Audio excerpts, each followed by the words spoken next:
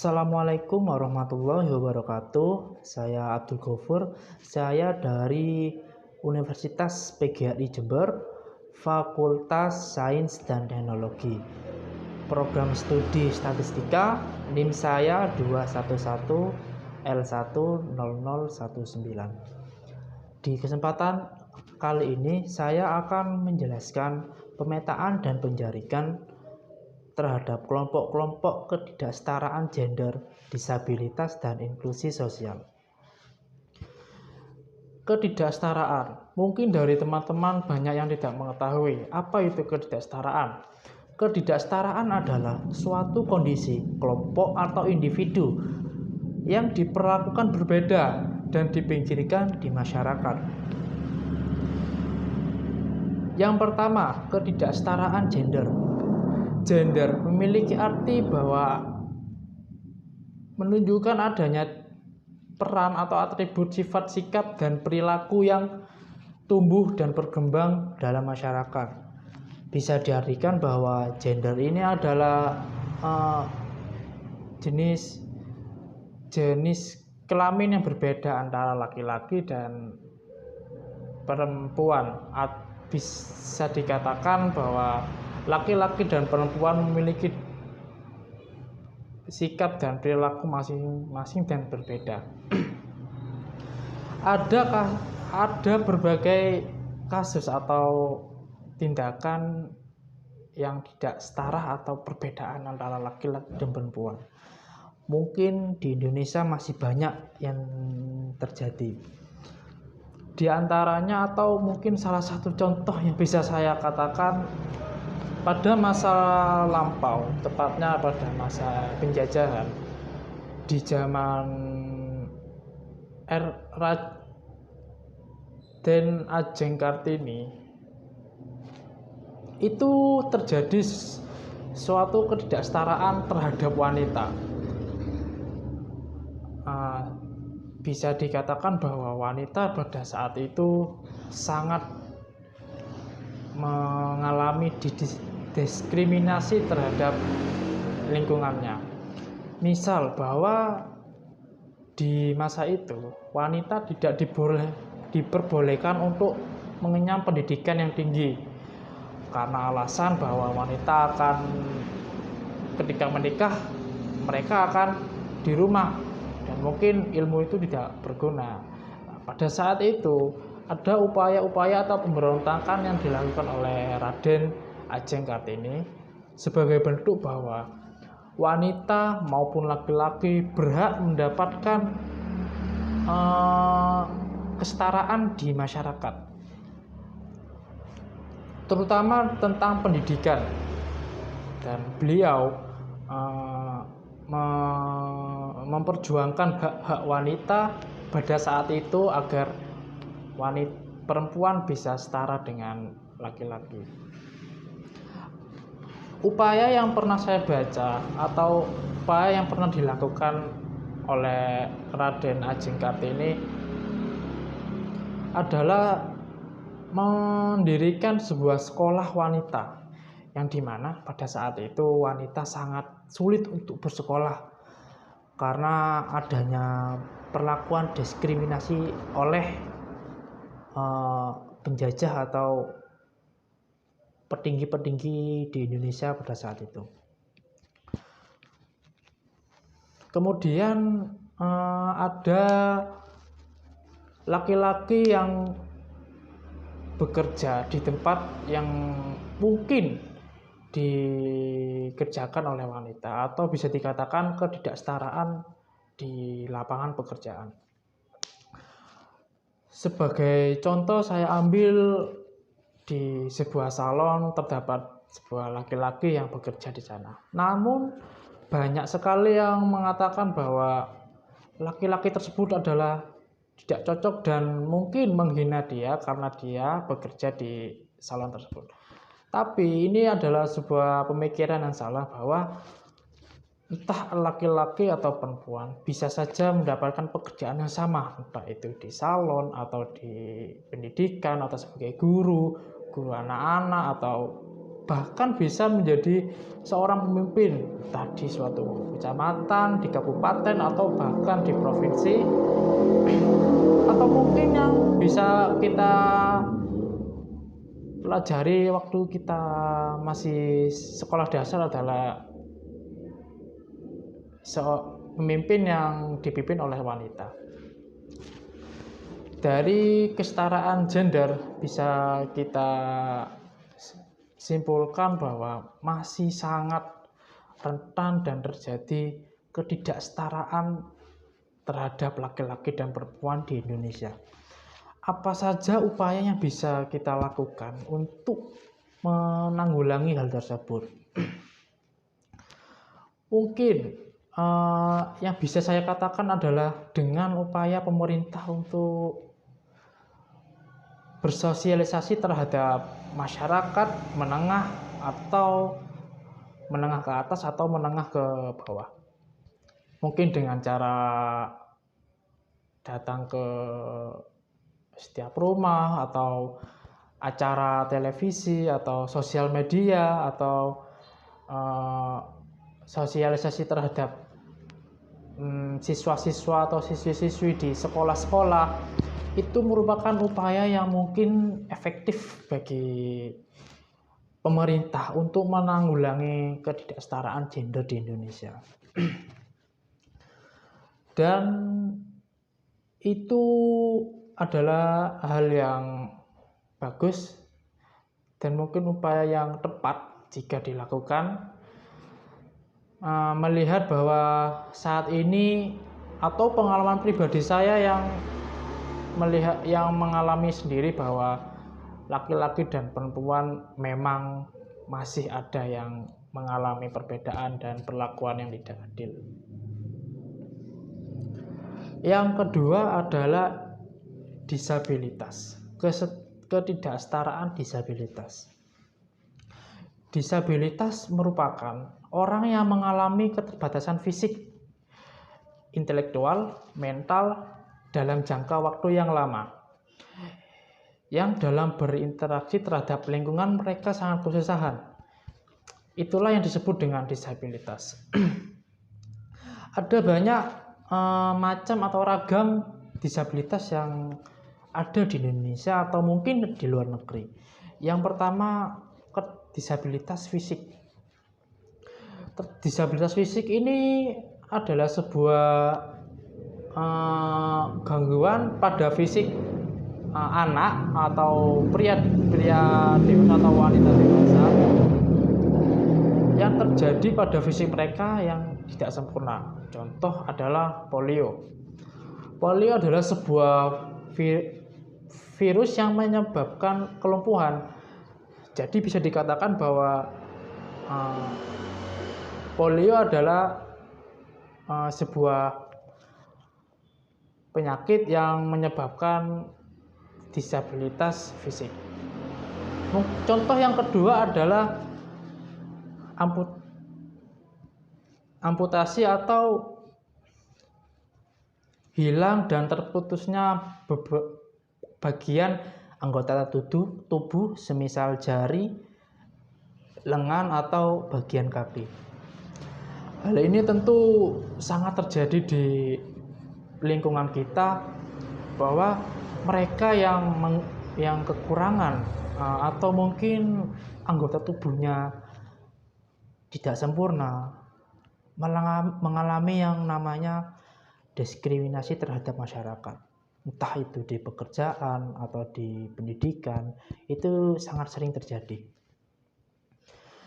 Dan mungkin yang pernah saya alami adalah sebuah contoh kasus yang pernah saya baca, bahwa terjadi perlakuan diskriminasi terhadap calon pegawai yang ingin mendaftar sebagai CPNS. Di kasus tersebut jelas bahwa mereka yang ketidaksempurnaan terhadap fisiknya ditolak karena hal tersebut. Bahkan tanpa ada tes, mereka langsung ditolak. Dan mungkin perlakuan itu sangat menyakitkan bagi penyandang disabilitas karena mereka juga berhak untuk mendapatkan pekerjaan yang sama dengan orang normal. Dan sebenarnya yang mereka inginkan adalah sebuah perlakuan yang sama. Contoh adalah ketika ingin mendaftar, mereka juga ingin diuji, bukan cuma dilihat dari fisik namun langsung tidak loloskan. Contoh yang ketiga adalah paraplegia atau cedera sumsum tulang belakang yang mengakibatkan kelumpuhan batang tubuh, tungkai, dan organ panggul. 2. Disabilitas intelektual. Disabilitas intelektual adalah sebagai contohnya bisa saya katakan adalah Down syndrome, kelainan genetik yang menyebabkan penderita memiliki tingkat kecerdasan rendah dan kelainan fisik yang khas. Berarti bisa kita katakan atau kita artikan bahwa disabilitas intelektual adalah tingkat kecerdasan suatu penyandang tersebut yang rendah atau sulit untuk berpikir seperti orang-orang normal atau menghitung atau membaca atau dalam hal pendidikan. Dan biasanya penyandang disabilitas intelektual memiliki fisik yang khas. Bisa dikatakan mereka memiliki wajah yang hampir mirip, tapi tidak sama, hanya hampir mirip. Yang ketiga adalah disabilitas mental. Contoh yang bisa saya katakan yang pernah terjadi di masyarakat adalah bipolar, di mana kondisi tersebut adalah emosi yang tidak terkontrol secara tiba-tiba dan berlebihan,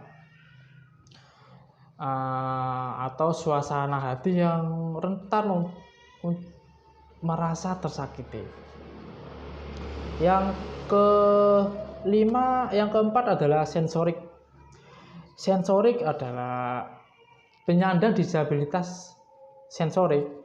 Mereka mengalami yang namanya terganggunya salah satu fungsi dari panca indera. Di antaranya adalah netra, penglihatan atau penglihatan mereka yang terganggu, entah itu dari jarak dekat atau jarak jauh. Yang kedua adalah rungu atau pendengaran. Penyandang disabilitas sensorik ada juga yang mengalami pendengaran yang kurang bagus atau sulit untuk mendengar lingkungan di sekitar.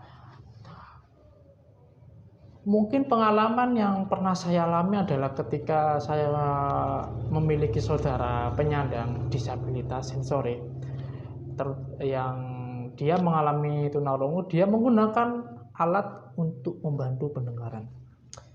Yang ketiga adalah wicara, yaitu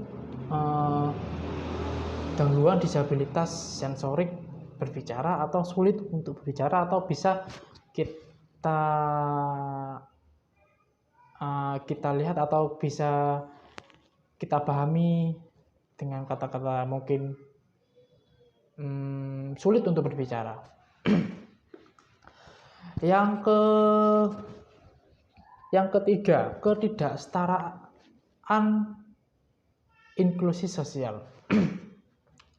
Inklusi sosial sendiri adalah kondisi semua individu atau kelompok masyarakat dapat berpartisipasi dalam pendidikan, kegiatan ekonomi, pelayanan, kesehatan. Maksud dari inklusi sosial adalah bahwa setiap warga negara yang berada di Indonesia berhak mendapatkan semua itu, dari pendidikan, kesehatan, dan kegiatan ekonomi di lingkungan mereka.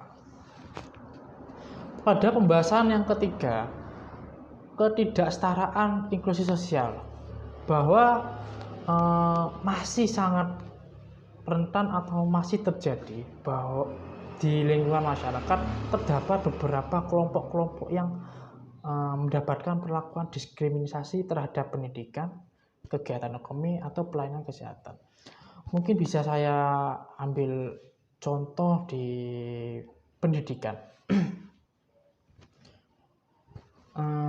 Pengalaman saya atau ada beberapa teman saya yang mengalami bahwa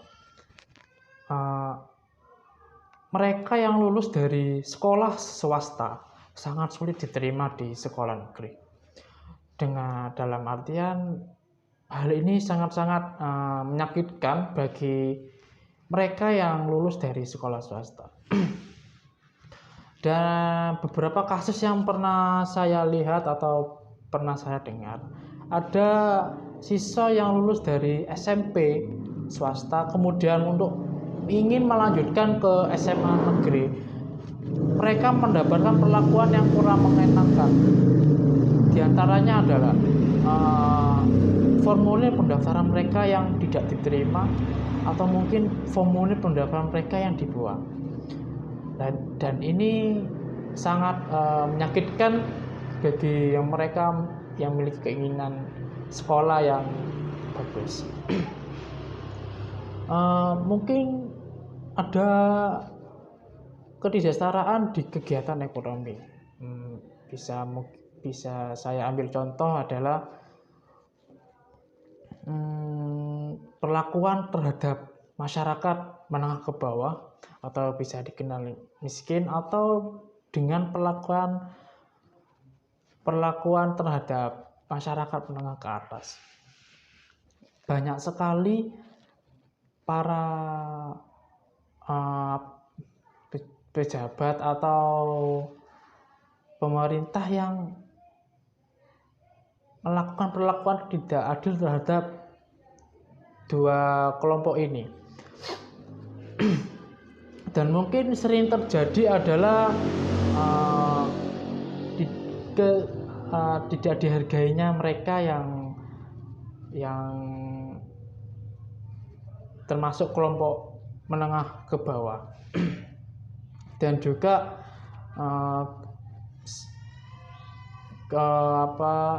ketidakmampuan pemerintah untuk berperilaku adil terhadap warga miskin dan mungkin warga kaya. Berikut dan itulah yang bisa saya jelaskan tentang pemetaan dan penjaringan kelompok-kelompok ketidaksetaraan gender, disabilitas, dan inklusi sosial. Dari perkataan yang saya katakan dari awal hingga akhir, mungkin dapat saya simpulkan bahwa kita sebagai manusia atau sebagai warga negara yang berideologi Pancasila seharusnya dan wajib menerapkan bahwa setiap manusia memiliki haknya, memiliki kemampuan yang berbeda-beda. Meski tidak semua saudara-saudara kita memiliki kondisi yang normal, setidaknya kita menghargai mereka dan tidak memperlakukan mereka seperti atau membedakan mereka. Mungkin itu saja yang bisa saya sampaikan. Kurang lebihnya mohon maaf bila ada perkataan saya yang kurang mengenakan atau kurang tepat, mohon dimaafkan. Saya Abdul Ghafur akan mengakhiri penjelasan ini. Wassalamualaikum warahmatullahi wabarakatuh.